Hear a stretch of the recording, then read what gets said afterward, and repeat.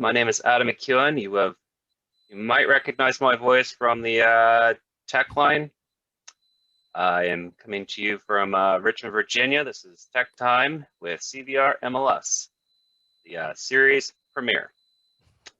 So today we're going to go over the statistical capabilities of Matrix and the Market Stats suite.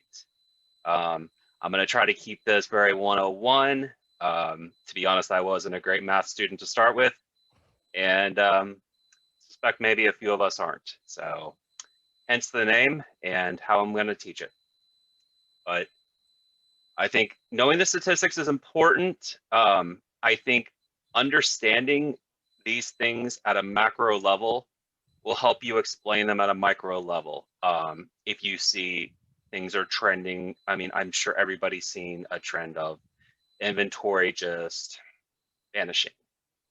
That would be something you could talk to your buyer, maybe set some expectations. But honestly, practice isn't my bag. So what you do with this is up to you. So to start with, I would assume everybody here is familiar with the search forms in Matrix. The search forms are great for finding some very quick numbers. So we're going to do sold 0 to 90 days back. And we're going to kind of do around my neighborhood. Say I've got a nice client who's asking some questions. I love using map search. Now you can search by subdivision, you can search by neighborhood, but map has always been my favorite. Map's a great way of grabbing what you can, grabbing your properties. So you can use this tool. Say we're going to go around Bird Park here. So we would use the draw polygon tool after we chose our criteria. So we're going to go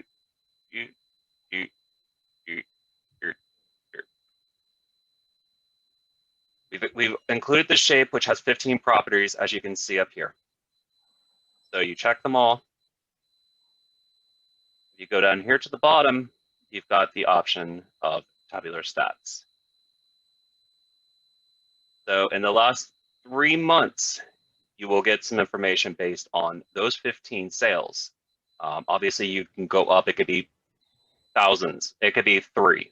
But this is so quick, and you can get a pretty good idea of like the average and median number of beds. The size of the house, right? The selling price, the listing price, it'll give you the ratio of those right there. And then it'll even average out the seller's concessions, which are, I think, very helpful. Get a kind of an idea for your maybe first-time buyers or any buyers. You've got a days on market, average and median numbers. So you kind of get an idea how quick they're going right there. And then you can just check down here to make sure your criteria looks all right. I always recommend that if something looks funny. I mean, if I did all of this and it was like the average price is $2 million, I would say, uh-oh, what happened? Look back at the criteria. If something stands out, you can fix it there. Back here. So I'm going to clear this out. So you just clear your shapes out. We'll do another one. So I like the fan. So I'm going to see what's sold in the last 3 months in the fan between 500 and 650,000. That has at least 4 bedrooms. Oh no, that's only 7. All right, we'll do a little better than that. 3 plus 18. Okay, that's great. So go to the map and see. That leaves a few. I'm going to include the museum district in that. So the freehand polygon is fun because you could just draw like that instead of doing the point-to-point straight lines. So you can do something like that, and again, it grabs it like that. You've included your 10 here. Always check them all to make sure that they're all included in the results that you're analyzing. Click your stats. There you go. So if you've got a house with roughly that, you can get a better idea because it's narrowed down to similar properties like that. And if you uncheck all of these, go back to our criteria. Let's also do charts, which I will show you later, but charts is just a quick way to get into the stats tab. What that does is it saves all of your nice criteria you put in here, and it'll bring it over there. So I'll show you now, but I don't want to use that. So I'm going to go stats. Can't check them when you do this. If you want to go to charts, you can't check any of them. It's actually using the search. Go down here. Quick way in. You see it's got the price already loaded. Got the bedrooms already loaded. You could do stats tab. We're going to start from fresh. So when you're in stats, this is a little more, this is going to take a little bit longer. This is a little broader generally, but this is going to give you a lot more reporting capability, but it doesn't take that long either. So let's see, there's many ways you could go about this. Let's say we like area 22 in Henrico. We want to see what the single family properties have been doing over there. And we can either do a map search like I like to do, just keep it simple. We're going to do detached properties in 22. This would be pretty broad. We can go over here. So there's some preset stuff here. I never use them. We can just move on to this tab here, customize. This gives you all the options here. You've got some great time frame choices here. As much as I know a lot of us like to know, like year to date, we want to know what 2020 looks like, especially in 2020. Or you could just do the past 12 years. So that's gonna be October 1st to October 1st. Or we could do 2019 and then each year before that. Or we could get a running tally past 5, 10. Or we could just do custom and we can arrange it to May 2018, December. The future will go beginning of coronavirus. Let's say we want to know back then, the 2 years leading up to it, how fast were these places selling?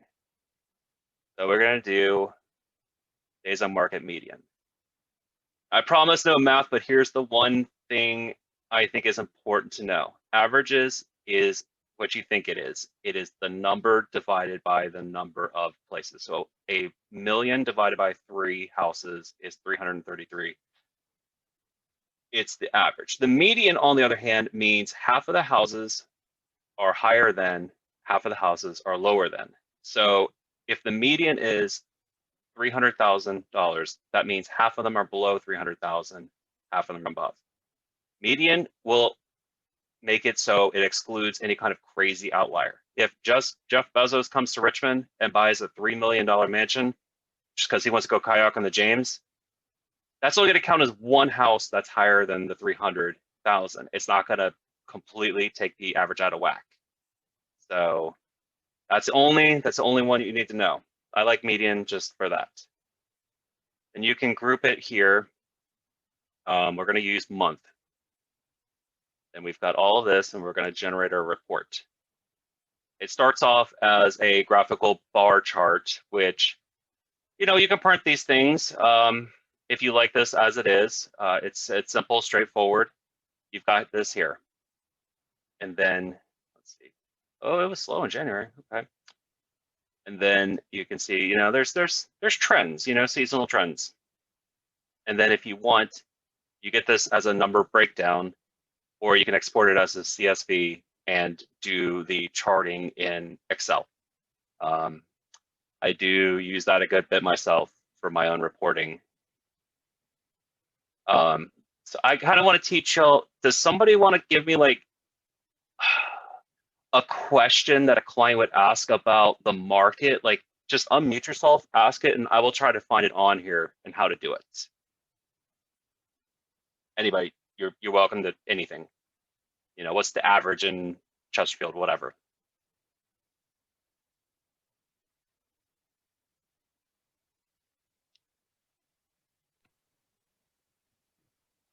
All right, what's the average prices of homes in Colonial Heights? All right, thank you very much. So we are going to go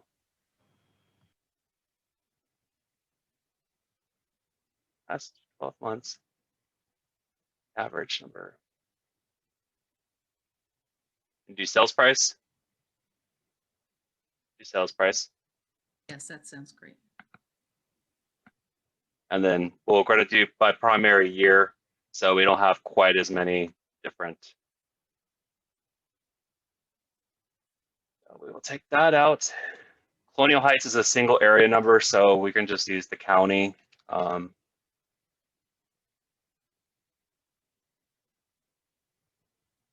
That. Like that's our 2019 and our 2020. There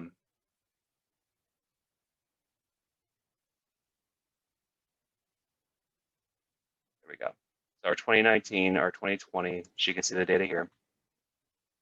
There's been obviously a pretty consistent increase, and it looks like it might even be speeding up over the years in Colonial Heights. So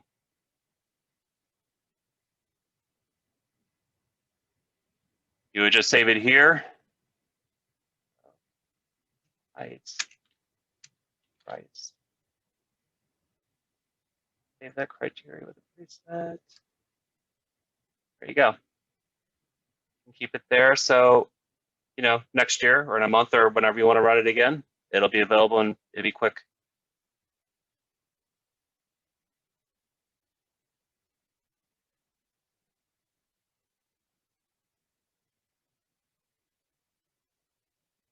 Does anybody else have, you know, do we feel like we've got a pretty good understanding of the stats tab? Anybody feel like they've got a question about something they've seen on here? All right, we can move on. So another one of the tools, honestly, a whole slew of tools here, are the financial calculators to start with. I mean, this is everything. So you've got like, if you've got a question from a client about like, you know, is it a good idea to refinance their mortgage, you know, just get the variables from them and you can plug it into the tool, you know, right here, and then you could just hit the compute. It'll give you the total breakdown.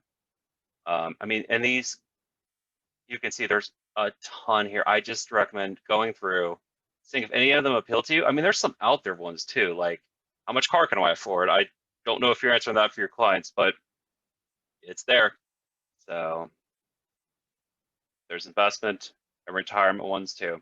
So kind of everything financial. I don't know. I feel like when you work with the clients, you probably do get a little, you probably do hear a little bit about their financial life, and this might help. This might be something that you can offer them as well. But we will move on then, if we have no further questions, to market reports. So this one's pretty quick, and honestly, I'm gonna have to jump in as a test account because mine is way different than anything anybody here has. So I'm gonna go to our test agents account and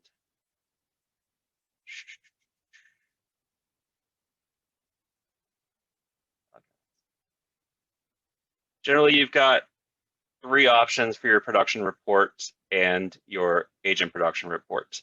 The production report is an itemized breakdown of the sales in the period of time that you were selling.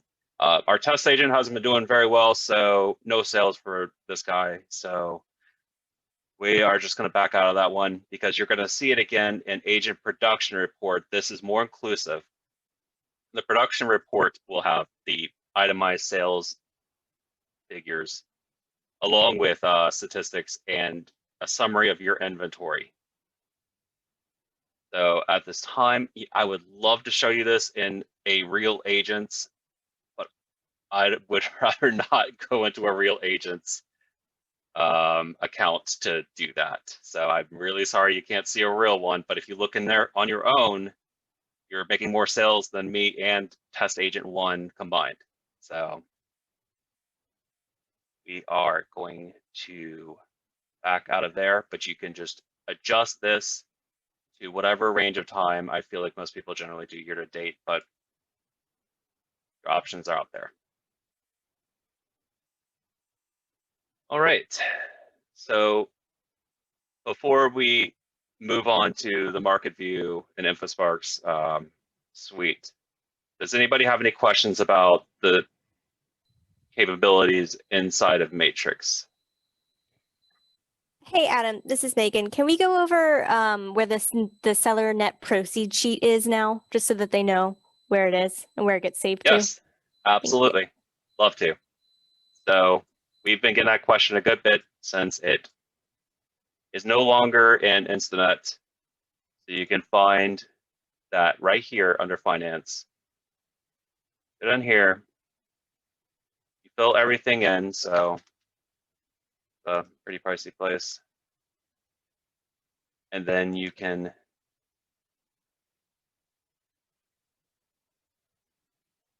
remember what the required ones are. Oh, Billy Joel, that's right.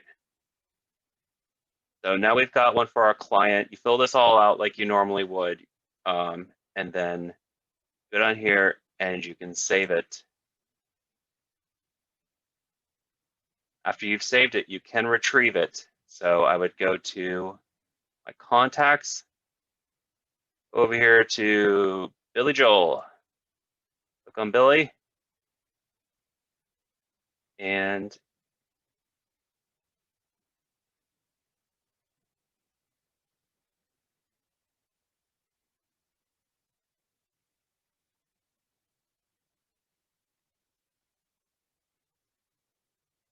well, it'll be up here. Oh, there it is. You go back there, and there's your saved net sheet. So I think it's a good way of organizing it. Just remember that it goes and it saves inside of the contacts card, right there at the front in details.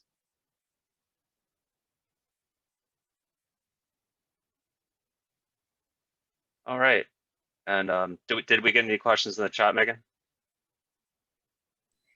Nope, that was it. Okay. All right. If we're ready, then we're going to move on over to market stats, info, Sparks. To start with, you can find that here in additional agent tools.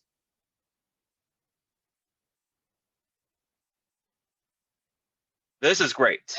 So this is a little more, if you're really trying to put something together for a client, this is great for comparison data. So let's see, let's do, I like single families. We're gonna do sales price in the price range of 450,000 or more.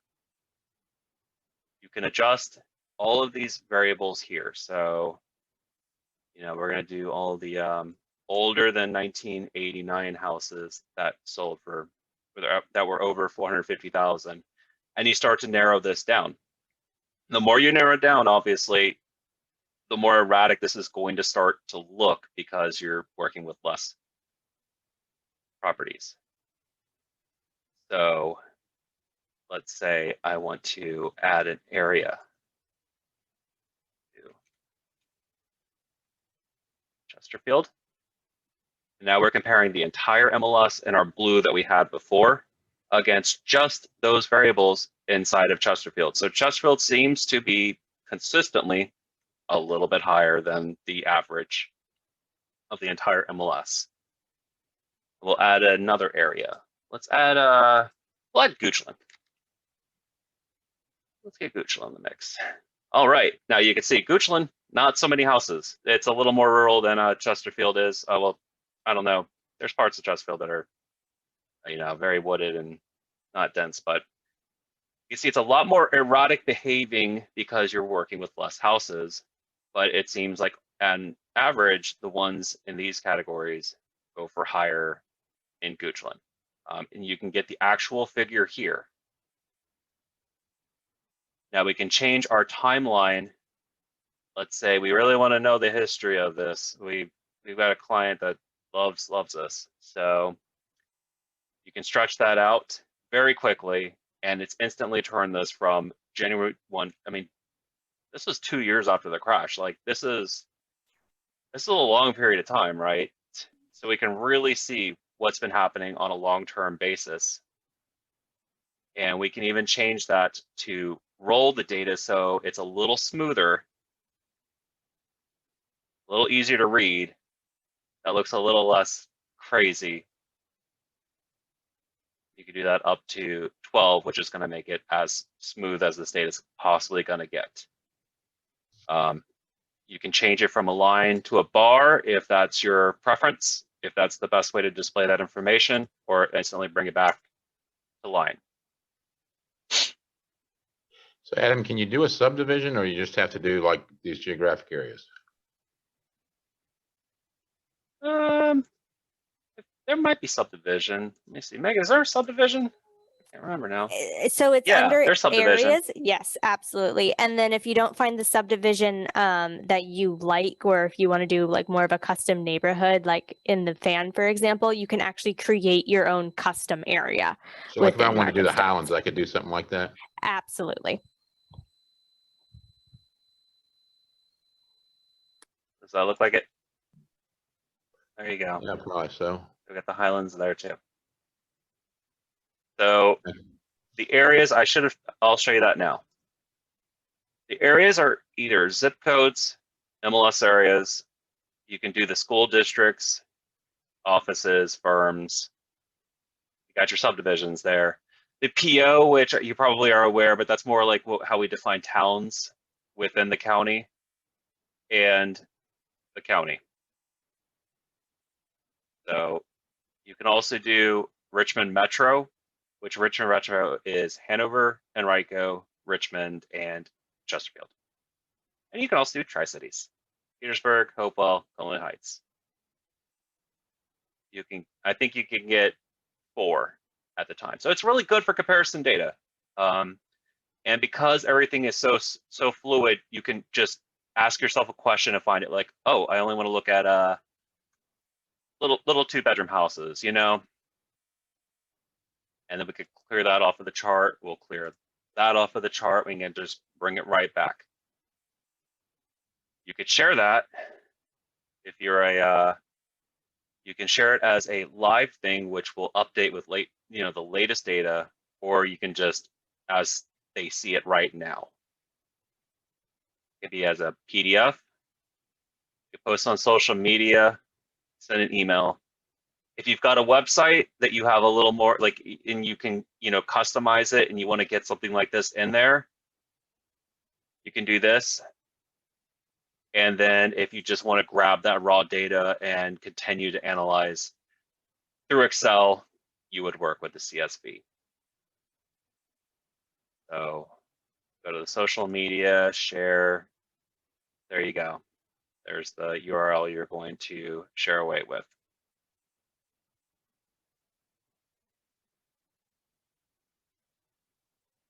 So let's see here. Would anybody like to give me like an example, like that they would like to see done in here, comparing to, or whatever question somebody might possibly, ask you?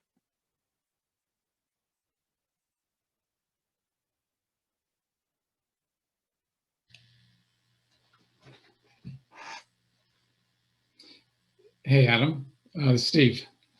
Hey. I'll offer one since someone jumped in. So I know that sometimes you'll like to compare 2 different zip codes and say the pricing for over the last 12 months. So you might want to compare, and that way you can show, if you're showing a buyer or you're showing a seller, their zip code versus a surrounding zip code. That's a possible. That's great.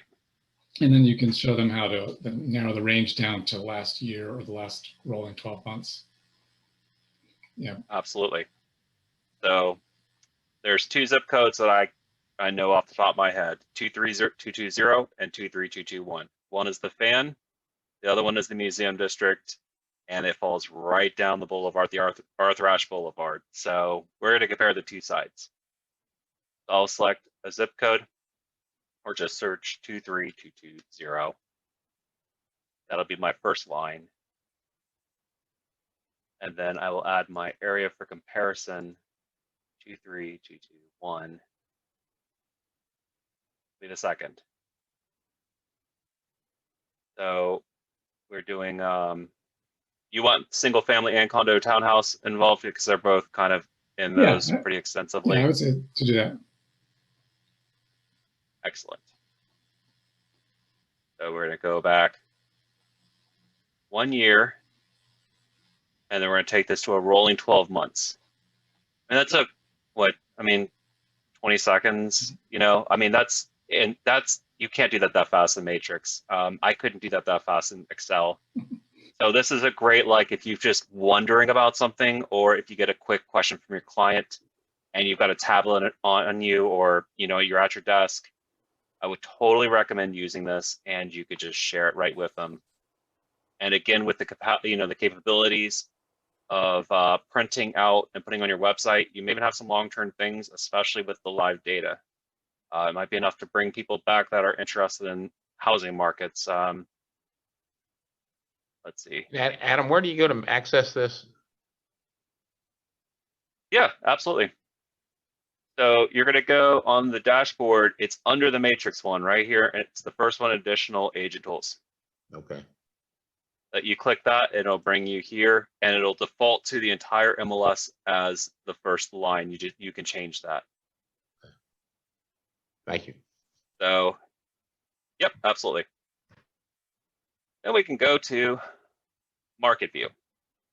If you're kind of curious about production numbers, I don't know if there's any brokers in here. I know we get a lot of questions from brokers about looking through production reports. This is production in all of CVR MLS. This is how agents are doing. Sometimes, you know, idle curiosity will bring you to something like this, but you can sort through the entire MLS, maybe the number of units that they've done in the time. So this is only the previous month right now. I'm going to leave it at just the previous month, but you can imagine that that's going to go up to last 12 months. So you can do that as an agent. You can change it over to the office. See, you know, Long & Foster's got 101.5 units over here, and that's in the last month. And then it descends there. You can also sort it by the volume, size of sales and their volume, or just the like total overall. So you can see that it does change depending on which metric you're looking at. You can also do market share percentages if that is your style. Yeah, 0009 is doing pretty well. Good for them. Good for them. Let's see. You also can narrow down who's the agent that is really good at selling one-bedroom houses. There you go. Well, this is the office right now. You can narrow down to the agent, and you can just do the units they've listed for the last 12. You know, it's one-bedroom houses. They're not crazy common, so the number is going to be really low. But this will give you an idea. You know, maybe you want to see like who's really good at selling older houses, or who's good at selling new builds. Right here. And you can also look in ownership styles on both sides for foreclosure data and traditional ownership data. So use this just as much on as the side, but you're looking at like agent production information. There's no way to share this that I'm aware of, but you could just print it off as a PDF for your own information. I don't know that anybody wants that shared on Facebook, but is there anybody that would like to know more about this, or do we feel like we've got a pretty good grasp of the Market View tool?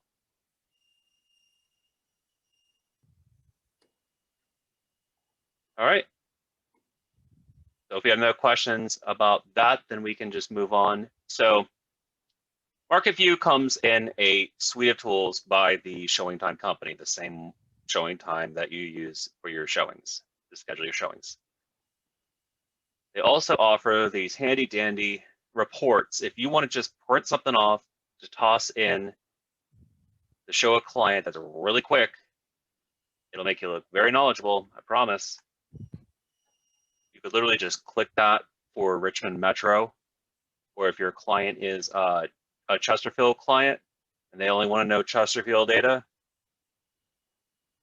it's right there. They update these every month. You know, it's a little bit into the month when we actually get them, but it's recent data. So Yeah, they're updated by the 15th of every also month. Also get this large report here, which has breakdowns historically and growth figures. Year to date, 2019 year to dates for comparison. I mean, you know, you have to be getting questions about how weird this year is. I mean, it's been a weird year in almost every aspect. So if you want to compare it to 2019, this is the easiest way of doing it. You'll get so many different variables compared very quickly. So take a look over these reports. Again, like Megan said, they come out on the 15th of every month for the month prior, and they're terrific. I mean, just I think they look pretty professional. I think they look really professional, and you know, they're going to answer a lot of questions, and they're going to give a lot of insight to the reader. So just remember, you can, for these, they're only for the 3 major regionals, like the all CVR MLS footprint, really. So that's the biggest one. And then we've got it broken down by Tri-Cities and Metro otherwise. We've got a showings report, which is interesting, and it's unique to Showing Time and Market View that we would not be able to get this information otherwise, because we don't offer, they have that data. So this offers great like recency of data as well, because I mean, showing they're collecting this information live. So you want to see how showings have been affected, you've got this right here. As you can see, we've got it broken down at the end by MLS areas, which is a very popular breakdown. Otherwise, you're looking at county data.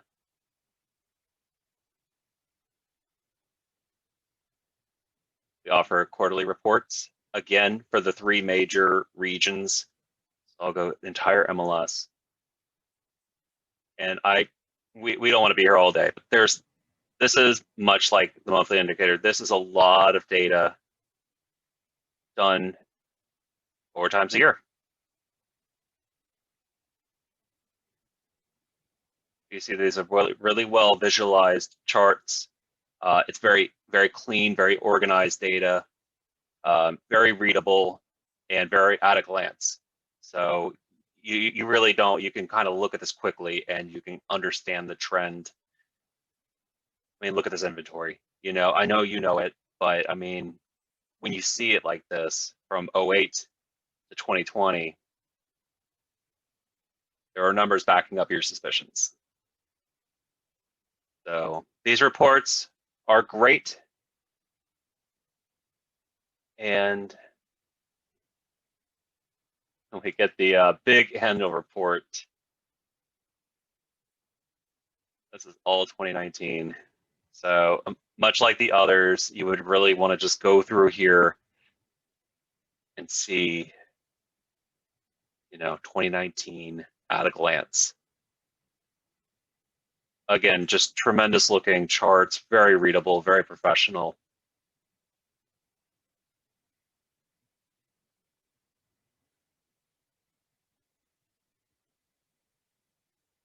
And the last thing in the suite is a recent offering as it is related to COVID-19.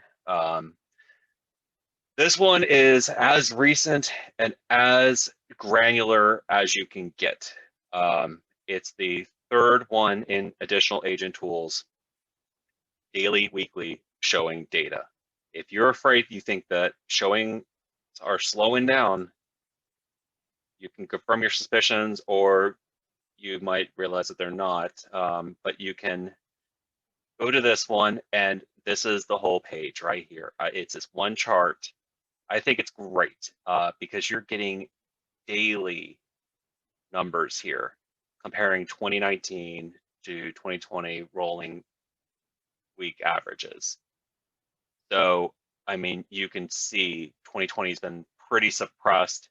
We're finally getting to a point, it looks like, that we might be outpacing 2019, maybe a result of pent-up demand finally coming, through. So this is a nice little tool if you want to just keep up with this little snap of, little spotlight of history right here.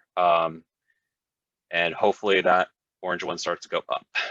But does anybody have any questions about the market view suite? Any of the three tools here? So Adam, that last one that you were just on, where did you click to get to that one? Sure. Okay. So this is the daily, weekly showing data. Okay. It's the third Right. one under additional agent tools. It's Yep. You can actually, this is I believe this is a public link. So if you have sellers that want to keep up with it, I believe you can just offer them the URL. But yeah, if you highlight over certain points of the line chart, you can get a breakdown of that day. So, oh, that was my birthday. And then you can see like that. And that's the case for all of MarketView's tools that are live charts like that. So same deal in InfoSparks. You can just highlight over and see what December last year looked like, and then see what February looked like.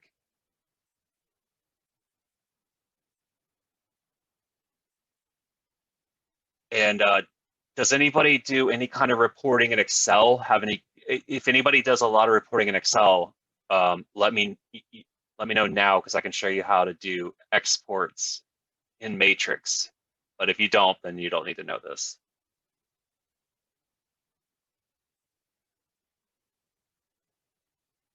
Well, that is everything then. If we don't have any questions from this point, I hope this was helpful.